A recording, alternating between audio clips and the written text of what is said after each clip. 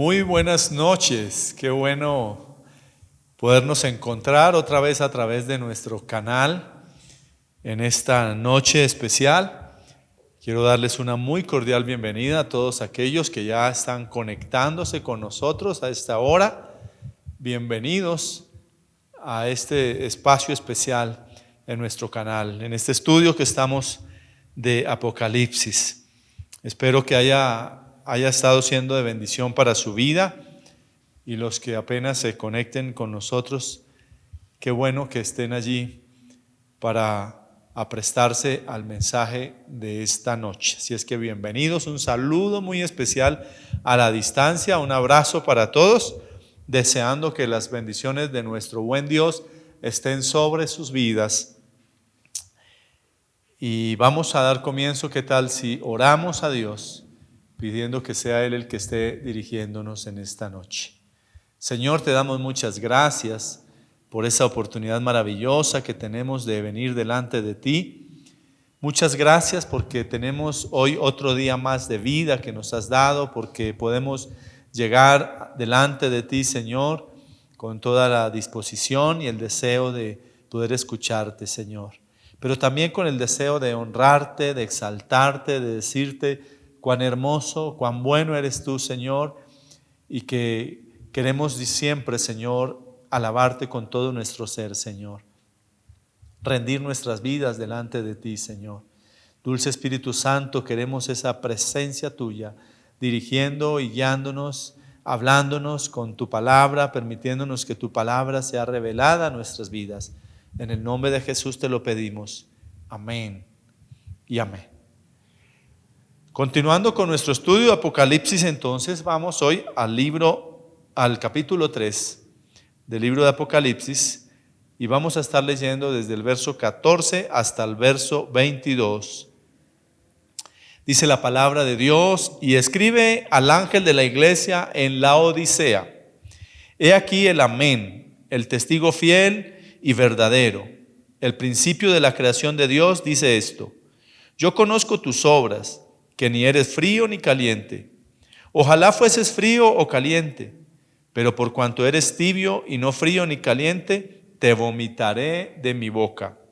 Porque tú dices: yo soy rico y me he enriquecido, y de ninguna cosa tengo necesidad, y no sabes que tú eres un desventurado, miserable, pobre, ciego y desnudo. Por tanto, yo te aconsejo que de mí compres oro refinado en fuego, para que seas rico, y vestiduras blancas para vestirte, y que no se descubra la vergüenza de tu desnudez. Y unge tus ojos con colirio para que veas. Yo reprendo y castigo a todos los que amo. Sé pues celoso y arrepiéntete. He aquí, yo estoy a la puerta y llamo. Si alguno oye mi voz y abre la puerta, entraré a él y cenaré con él y él conmigo. Al que venciere le daré que se siente conmigo en mi trono, así como yo he vencido y me he sentado con mi Padre en su trono. El que tiene oído, oiga lo que el Espíritu dice a las iglesias. Amén. La última carta que el Señor escribe en este libro de Apocalipsis es a la iglesia de Laodicea. Laodicea era una iglesia que estaba a unos, y la ciudad también, porque recuerden que estas cartas era también, el nombre de la iglesia también era de acuerdo a esa ciudad en la cual estaba ubicada esa iglesia. Y esta ciudad estaba ubicada a unos 65 kilómetros al sureste de Filadelfia, y también a unos 65 kilómetros al este de Éfeso. Fue fundada por Antíoco II hacia el año 261 al 246 antes de Cristo. Él le puso el nombre de Laodicea porque así se llamaba su esposa. Y esta palabra Laodicea significa justicia o juicio del pueblo. Esta ciudad fue un gran centro comercial y administrativo que fue sacudida por constantes terremotos durante los años 60 y 61 de nuestra era. Tuvo grandes terremotos esta ciudad de la Odisea. 3 notas que destacan bien interesantes en la Odisea: las jugosas operaciones bancarias y las numerosas transacciones comerciales de donde procedía toda su prepotencia, las pujantes industrias de tejidos, especialmente en lana negra, y sus famosas alfombras. También era sede de una prestigiosa escuela de medicina. Se dice que esta iglesia fue probablemente establecida por Epafras.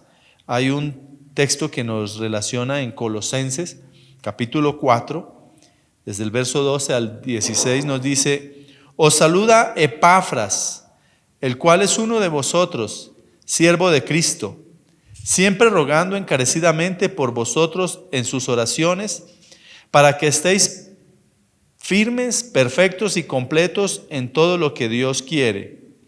Porque de él doy testimonio de que tiene gran solicitud por vosotros y por los que están en la Odisea y los que están en Hierápolis. Os saluda Lucas, el médico amado, y Demas. Saludad a los hermanos que están en la Odisea y a Ninfas y a la iglesia que está en su casa. Cuando esta carta haya sido leída entre vosotros, haced que también se lea en la iglesia de los laodicenses, y que la de la Odisea la leáis también vosotros.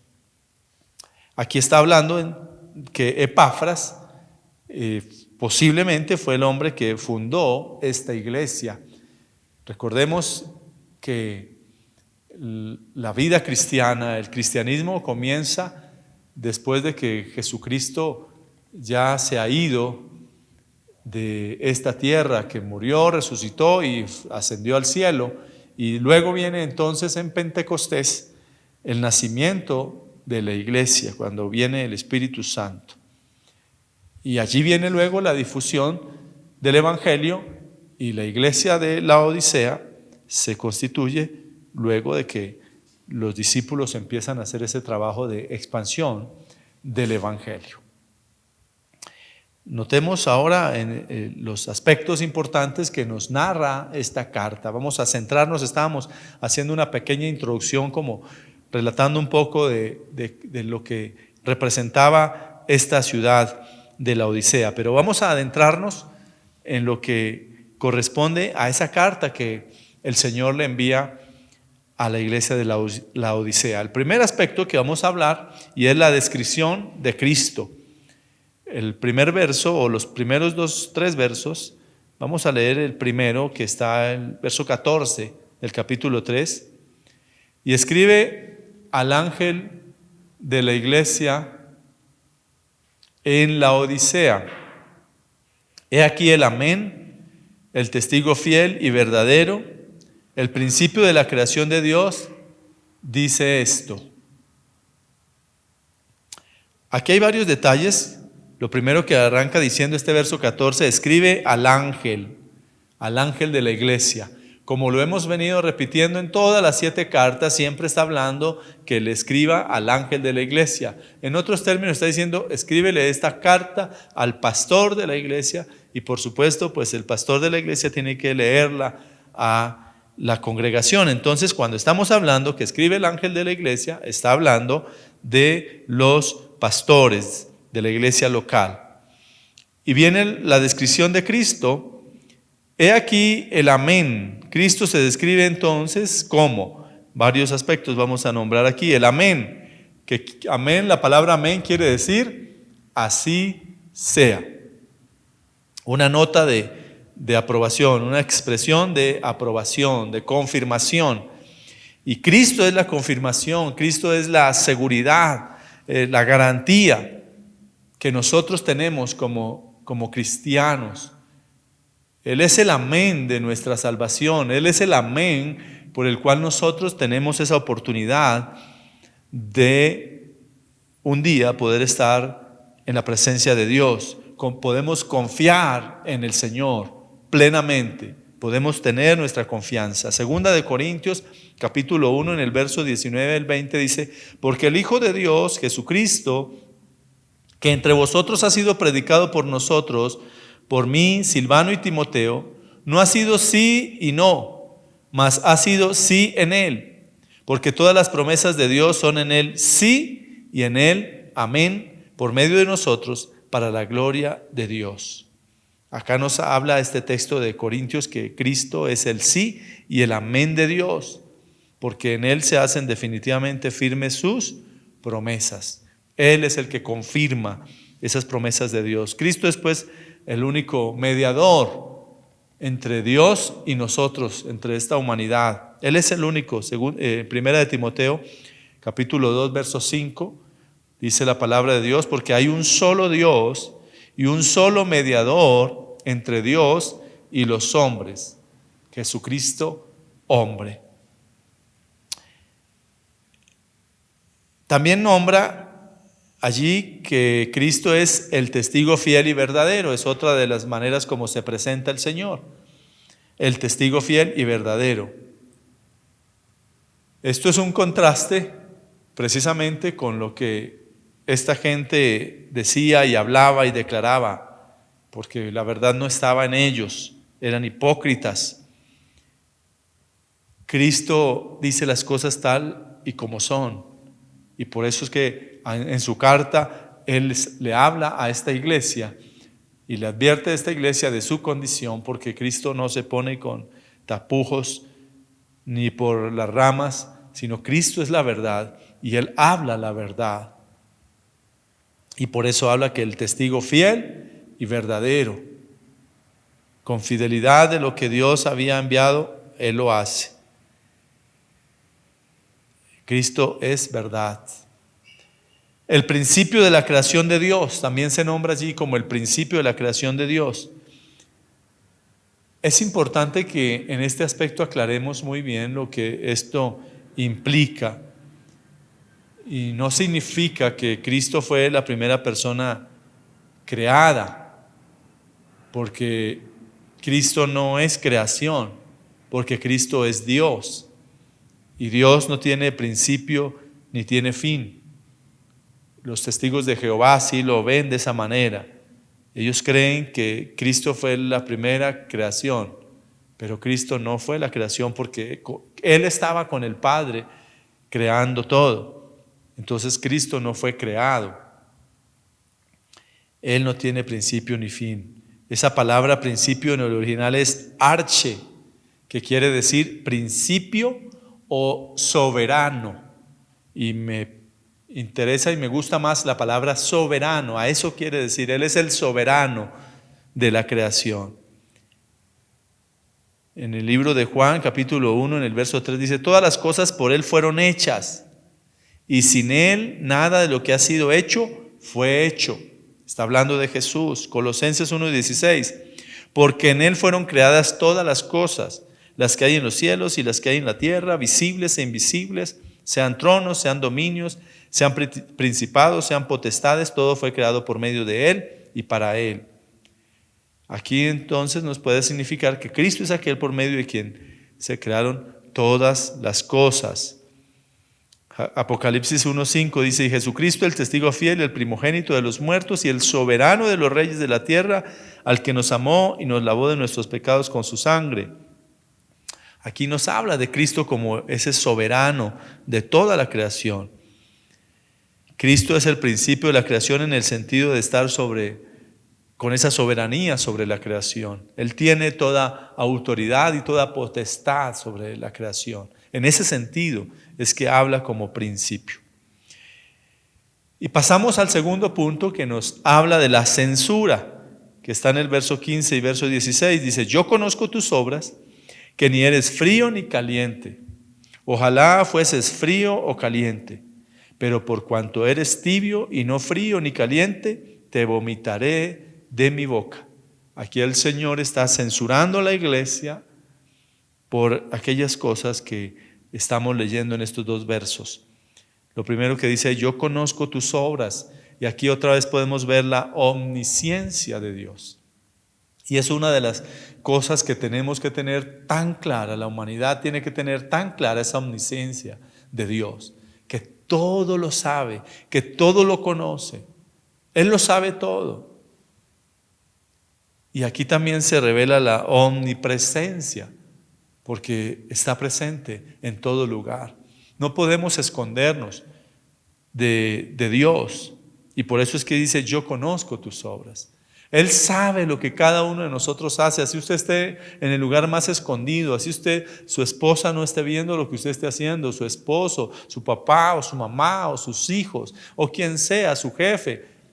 No importa, donde quiera que usted esté, en lo más oscuro de la noche, Dios ve todas las cosas, y por eso es importante que siempre estemos conscientes de eso. Sigue diciendo que ni eres frío ni caliente. Ojalá fueras frío o caliente. Dios conoce la condición de cada ser humano en su vida espiritual. No podemos engañar a Dios. Con el hecho de que usted venga a la iglesia, de que usted esté escuchando estos mensajes, no podemos engañar a Dios por decir que ya somos transformados y que somos santos y que vivimos una vida conforme Dios quiere. Es importante que veamos lo que está diciendo, que ni eres frío ni caliente. El hombre necesita tener un encuentro real con Dios, necesita tener ese acercamiento a Dios. Y a Dios le causa repudio, para Él es repugnante cuando nosotros no tenemos esa sumisión, esa indecisión hacia Él. No podemos nosotros estar en una condición de término medio, y muchas personas están en esa condición. El frío que habla aquí habla de dos aspectos o de tres. El hombre estamos diciendo que ni eres frío ni caliente. Y el frío representa al que está alejado de Dios. Podríamos hablar también de una persona atea. Esa es una persona fría, el que no ha tenido un encuentro con Cristo. Esa es una persona que es frío. Pero también habla del caliente, que representa a la persona que está apasionada por Cristo, aquella persona que ha tenido un encuentro con el Señor y que está viviendo ese fuego de Dios, está viviendo esa vida cristiana sinceramente, una vida entregada a Dios con sinceridad. Y la iglesia de la Odisea no se encontraba en ninguno de estos dos estados. El Señor les está haciendo un reproche allí porque precisamente esta iglesia se encontraba en una condición de tibieza espiritual, que es un estado peligroso que le causa vómito al Señor. Y por eso el Señor dice: te vomitaré de mi boca. Y así hay muchas personas en la iglesia cristiana, en el mundo entero, hoy día. Asisten a una iglesia cristiana, pero aún no han tomado una decisión por Cristo, no son creyentes y consideran ser creyentes. Ese es el peligro de esta condición, que la persona piensa que es creyente, que la persona piensa que de verdad ha tomado una decisión por Cristo, pero está en una condición de esa tibieza. Simplemente son simpatizantes, no son fríos ni calientes. Llevan un buen tiempo asistiendo a la iglesia, pero nada ha pasado en sus vidas. No han subido ni un escalón en su vida espiritual. Y el Señor prefiere o la una o la otra cosa, o que sea frío o que sea caliente. Por eso hace la expresión allí de esa manera, porque los calientes no necesitan de conversión y los fríos pueden convertirse en algún momento. Y los tibios representan el peligro porque, como dijimos antes, piensan que están bien. Y el Señor dice: a los tibios los vomitaré de mi boca. Santiago capítulo 3, verso 11 y 12 dice: ¿acaso alguna fuente hecha por una misma abertura agua dulce y amarga? Hermanos míos, ¿puede acaso la higuera producir aceitunas o la vid higos? Así también ninguna fuente puede dar agua salada y dulce. Qué interesante que podamos comprender que a Dios no le da ningún agrado a aquella persona que está tibia. Y ya hemos dicho que esa persona tibia es esa persona que está en un punto intermedio, que ni ha tomado la decisión por Cristo, pero tampoco se ha declarado una persona no crédula. Está en un término medio y eso le produce al Señor vómito. El Señor dice: vomitaré de mi boca. Verso 17 del capítulo 3 de Apocalipsis dice: porque tú dices, yo soy rico y me he enriquecido y de ninguna cosa tengo necesidad. Y no sabes que tú eres un desventurado, miserable, pobre, ciego y desnudo. Estos laodicenses, ellos confiaban en sus propios recursos. No sentían la necesidad de la ayuda de Dios. Pensaban ser autosuficientes. Esa era su condición. Era una iglesia autosuficiente. Y los tibios son aquellos que no sienten el deseo de orar. Cuando nosotros somos autosuficientes, pues no vamos a la oración porque decimos: no necesitamos de Dios, yo puedo solucionar el asunto. No vamos a la palabra de Dios, no leemos la Biblia porque, bueno, no necesito de la Biblia. La Biblia no tiene consejos para mí. Yo sé cómo debo vivir mi vida. Esos son los tibios. No les gusta la lectura de la palabra, viven en sus propias fuerzas, hacen las cosas como consideran. No buscan a Dios, no tienen esa comunión con Dios. Pero el Señor está diciendo: y no sabes que tú eres un desventurado, miserable, pobre, ciego y desnudo. Qué tremenda palabra que el Señor dice, y con toda severidad está refiriéndose el Señor allí. La iglesia de la Odisea no tenían una percepción adecuada de su verdadera situación. Ellos pensaban que estaban bien. Por supuesto que esto es en su mayoría, no quiere decir que toda la iglesia estaba así, porque recordemos que siempre hay un remanente. Y esto más podemos hablar es a una manera individual en la iglesia, porque así muchas personas existen en la iglesia, así como en la iglesia hay personas consagradas, personas que de verdad han tomado una decisión por Cristo. En la iglesia también existen estas personas que están en esa condición de tibieza espiritual. Y ellos no habían entendido todavía esa condición en la cual estaban. La verdad, estas personas estaban allí en una condición digna de compasión y de misericordia. Y por eso es que Dios tiene que escribirles para que se les abra los ojos. Pero era difícil que cambiaran, porque en primer lugar ellos tenían que ver la gravedad de su verdadero estado espiritual. El Señor allí en lo que nos está diciendo los veía como desventurados, miserables, pobres, ciegos y desnudos. De esa manera los podía ver el Señor. ¿Y quién más para saber la condición de cada uno de nosotros? Y a veces pensamos que estamos bien. A veces pensamos que todo está divinamente. Pero Dios sabe cómo está usted y Dios sabe cómo estoy yo. Dios sabe. Aunque era una ciudad famosa por su industria de lana con la que podían fabricar muy prestigiosos vestidos, el Señor les hace ver que ellos estaban desnudos. Pero aquí la desnudez, por supuesto, no tiene nada que ver con esto físico. No era desnudez de ropa. Está hablando de una condición totalmente espiritual. Allí estaba dejando al descubierto esa condición que había dentro de ellos que no agradaba a Dios.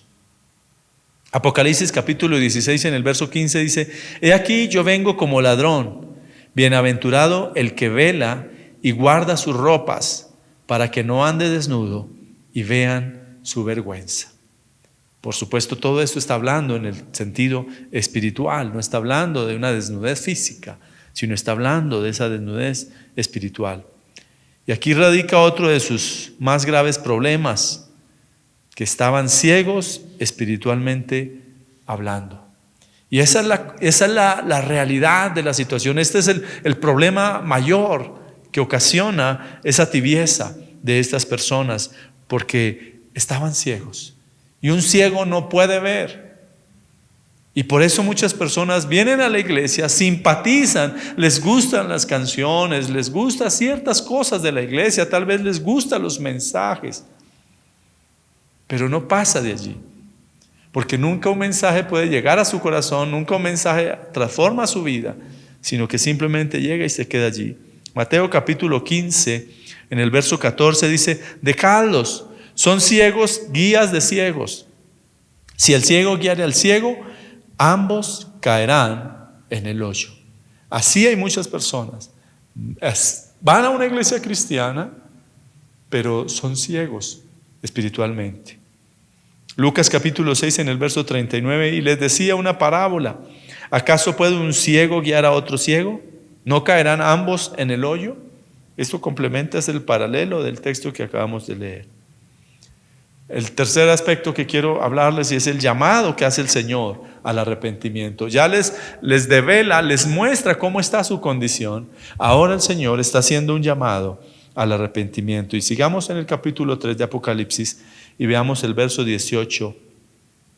Dice la palabra de Dios: por tanto, yo te aconsejo que de mí compres oro refinado en fuego para que seas rico, y vestiduras blancas para vestirte, y que no se descubra la vergüenza de tu desnudez, y unge tus ojos con colirio para que veas. Ese oro refinado del que nos habla es la herencia que nos menciona el apóstol Pedro en su carta, primera de Pedro 1:4. Dice la palabra de Dios: para una herencia incorruptible, incontaminada e inmarcesible, reservada en los cielos para vosotros. Esa es esa joya preciosa, ese es el oro precioso, esa es la riqueza preciosa que podemos tener nosotros. Es una herencia incorruptible, incontaminada que tenemos en los cielos. También Mateo nos dice aquí, en el capítulo 6 de Mateo, verso 20, dice: sino haceos tesoros en el cielo. Qué tremendo, donde ni la polilla ni el orín corrompen, y donde ladrones no minan ni hurtan. Esa es la herencia, y eso es lo que nosotros, el tesoro que debemos hacernos. Y cuando habla de estas vestiduras blancas, no está hablando, por supuesto, de vestiduras literalmente hablando, sino en ser revestidos de Cristo, en vivir una vida de santidad. Eso es lo que Dios quiere, que nuestras vestiduras sean cambiadas. En Gálatas capítulo 3, en el verso 27, la palabra de Dios dice: porque todos los que habéis sido bautizados en Cristo, de Cristo estáis revestidos. Cuando nosotros nos bautizamos, cuando un cristiano se bautiza, va a las aguas, desciende a las aguas, y cuando desciende a las aguas, la palabra bautizo, que es el término usado, que significa sepultamiento. En el agua está sepultando sus pecados y está levantándose como esa nueva criatura.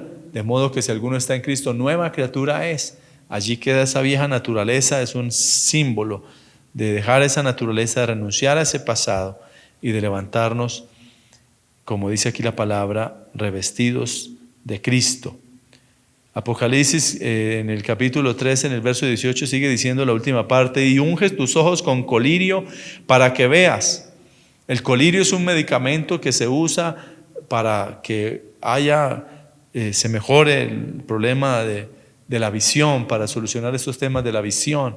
Y el Señor les está diciendo: unge tus ojos con colirio para que veas. Es decir, para que salgan de su ceguera. Necesitaban quitar esa ceguera. El colirio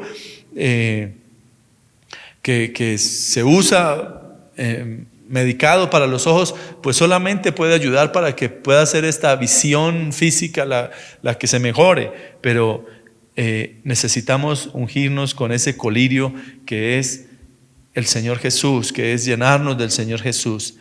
Ese es el verdadero colirio. Él es el que nos llena de ese discernimiento que viene solamente a través del Espíritu Santo, y solamente a través de Él podemos ver las cosas como Cristo las ve. Juan 9:39 dice la palabra de Dios: Dijo Jesús: para juicio he venido yo a este mundo, para que los que no ven, vean, y los que ven, sean cegados. Y Juan capítulo 8, en el verso 12 dice: otra vez Jesús les habló diciendo: yo soy la luz del mundo, el que me sigue no andará en tinieblas, sino que tendrá la luz de la vida. Segunda de Corintios 4:4 dice la palabra de Dios: en los cuales el Dios de este siglo cegó el entendimiento de los incrédulos para que no les resplandezca la luz del evangelio de la gloria de Cristo, el cual es la imagen de Dios.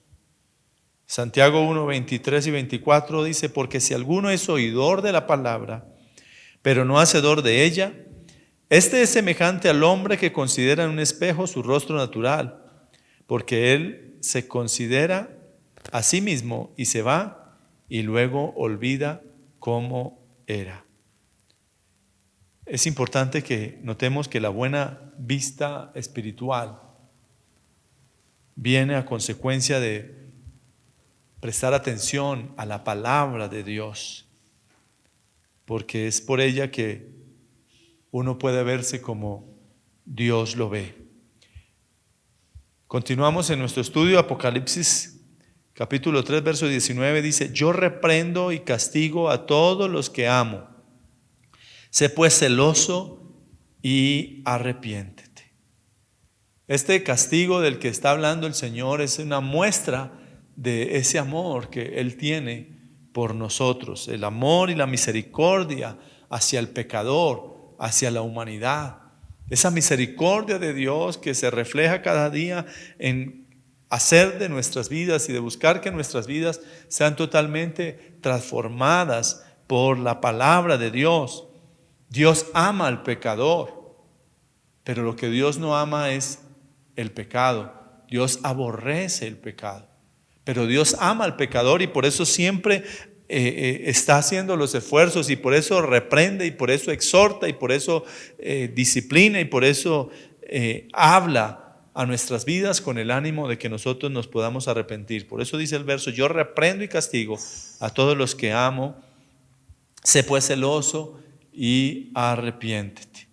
Ese término, sé pues celoso y arrepiéntete, veamos lo que dice Juan capítulo 2 en el verso 17. Entonces se acordaron sus discípulos que está escrito: el celo de tu casa me consume. Sé pues celoso, dice la palabra de Dios.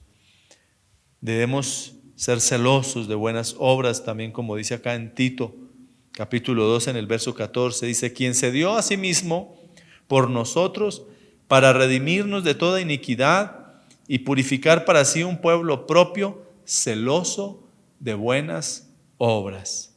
Y la palabra arrepiéntete nos habla y está diciéndole a estos cristianos estaban en peligro espiritual, ya no eran agradables a Dios. Él les iba a rechazar completamente, les iba a vomitar de su boca, como dice la palabra de Dios. Pero ellos tenían que cambiar su actitud.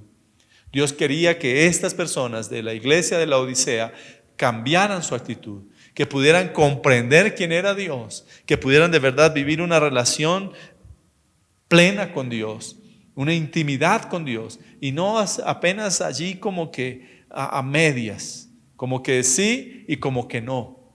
A eso está refiriéndose allí la palabra de Dios. Tenían que cambiar de actitud, ellos tenían que dejar de esa tibieza, tenían que ser calientes. Ellos tenían que arrepentirse para de verdad volver su corazón a Dios. Tenían que dejar toda arrogancia, tenían que dejar de considerarse autosuficientes y poner toda su confianza en Dios. Ellos pensaban que no necesitaban ayuda, pero el Señor dice que tiene que cambiar esa manera de pensar. Y la exhortación del Señor, verso 20.4, es la exhortación que hace el Señor. Verso 20: he aquí yo estoy a la puerta y llamo. Si alguno oye mi voz y abre la puerta, entraré a él y cenaré con él y él conmigo.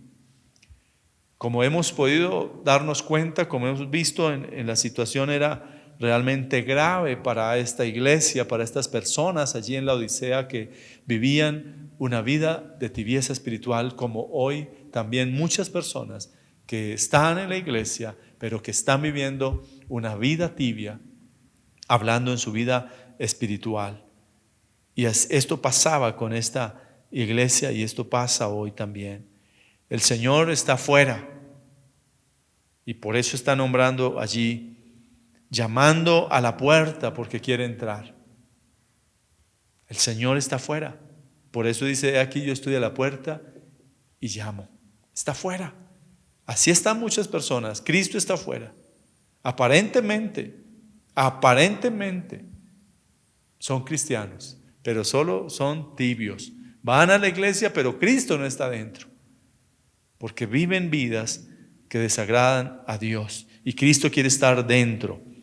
Esto muestra algo insólito en esta situación. Una iglesia que piensa que no necesita a Cristo. Así hay muchas personas que aparentemente son cristianos, pero la verdad en su corazón asisten a la iglesia, pero no han dejado que Cristo entre a sus corazones. Muchas personas están en esa condición. Por esta razón el Señor les trata como incrédulos. Y desde afuera, en su inmensa misericordia, el Señor los está llamando a que abran su corazón, a que se arrepientan de todo corazón, que dejen todo pecado y que le abran ese corazón al Señor. Los llama al arrepentimiento. Notemos aquí que la palabra dice si alguno. Por eso es importante que comprendamos que la salvación es personal. El Señor no viene por una iglesia local, por una denominación. Todos somos parte de la iglesia cuando aceptamos a Cristo. Y por eso está diciendo si alguno. Es decir, está hablando a cada persona. Hoy Dios le está hablando a usted. Si usted está viviendo una vida tibia, es a usted que Dios le está hablando en esta hora. Es a usted al que el Señor le está diciendo que tiene que cambiar esa actitud. Por eso es importante que podamos comprender eso. Para el Señor no hay distinción de personas. Todos por igual son llamados a abrir la puerta de su corazón. Segunda de Juan 9 dice: cualquiera que se extravía y no persevera en la doctrina de Cristo no tiene a Cristo. No tiene a Dios. El que persevera en la doctrina de Cristo, ese sí tiene al Padre y al Hijo. La puerta es el corazón. Y Cristo va a entrar en él si nosotros le abrimos la puerta. Si nosotros dejamos que Él ingrese. Cristo nunca entrará a la fuerza. Él está esperando que voluntariamente usted, si es una persona tibia, usted de verdad pueda abrir su corazón para que Dios pueda entrar y usted pueda arrepentirse, usted pueda dejar el pecado. Por eso la invitación que está haciendo el Señor es a que se arrepienta. Ese es el término que usa el Señor allí. Volvemos al quinto punto ahora, que dice la promesa al que venciere. ¿Qué le promete al que venciere? Apocalipsis 3:21. Al que venciere le daré que se siente conmigo en mi trono, así como yo he vencido y me he sentado con mi Padre en su trono. Cristo venció el pecado y ahora Él está sentado a la diestra de Dios. Después de que Él pudo vencer todas las diferentes circunstancias que tuvo que vivir, de que fue a la cruz, de que resucitó y luego fue al cielo. Él venció. Por eso es que pudo estar en la presencia de Dios. Juan 16:33, estas cosas os he hablado para que en mí tengáis paz. En el mundo tendréis aflicción, pero confiad, yo he vencido al mundo. Cristo es el vencedor y vamos a ser vencedores con Cristo. Eso es lo que el Señor promete. Hebreos 1:3 dice: el cual siendo el resplandor de su gloria y la imagen misma de su sustancia, y quien sustenta todas las cosas con la palabra de su poder, habiendo efectuado la purificación de nuestros pecados por medio de sí mismo, se sentó a la diestra de la majestad en las alturas. El Señor está sentado a la diestra del Padre. Y una de las promesas que hizo, dice, para que donde yo estoy, vosotros también estéis. Fue la promesa que le dio a los discípulos, que es una promesa también para nosotros. Pero ¿para quién es? Al que venciere. Y usted y yo somos vencedores en Cristo. Cuando usted y yo recibimos a Cristo en nuestro corazón, pasamos a ser más que vencedores, porque hemos vencido con el Señor. Colosenses 3:1 dice: si pues habéis resucitado con Cristo, buscad las cosas de arriba. Si usted ha resucitado con Cristo, si usted deja esa tibieza espiritual, entonces usted ahora busca las cosas de arriba, donde está Cristo sentado a la diestra de Dios. Él es el vencedor. Y usted puede ser un vencedor. Primera de Juan 5:4, porque todo lo que es nacido de Dios vence al mundo. Y esta es la victoria que ha vencido al mundo, nuestra fe. A través de nuestra fe en Jesús, a través de arrepentirnos y volver nuestros corazones a Dios, es que nosotros somos vencedores, al que venciere. Y usted puede ser un vencedor también, el que puede estar en la presencia de Dios. Apocalipsis 3:22 dice: el que tiene oído, oiga lo que el Espíritu dice a las iglesias. Esto es lo último que el Señor dice a la iglesia. Esta es una exhortación individual para toda iglesia, para toda persona, para toda época. Tanto para la iglesia de Laodicea en ese tiempo, en el primer siglo, también es una advertencia para nosotros en este tiempo.